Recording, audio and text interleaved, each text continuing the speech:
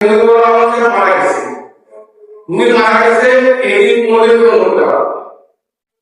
শেখ মুজিব মারা গেছে এই দিন আর জন্ম হওয়া যাবে না।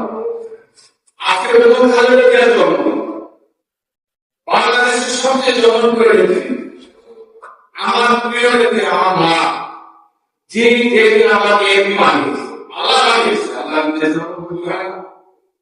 আজকে তিনি মন্ত্রী করেছেন আমাদের বেগম খালেদা জিয়ার হবে, এটা মানব কারণ জন্ম হওয়ার কথা, মৃত্যু হওয়ার কথা।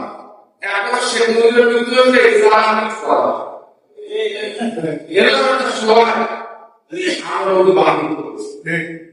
আমি কৃতজ্ঞতা জানাই আল্লাহকে, মহান আল্লাহকে আমি কৃতজ্ঞতা জানাই যে আজকে এই 5 আগস্টের মাধ্যমে একটা ফাঁসি শুরুর শাস্তি হয়ে দর্শন করি।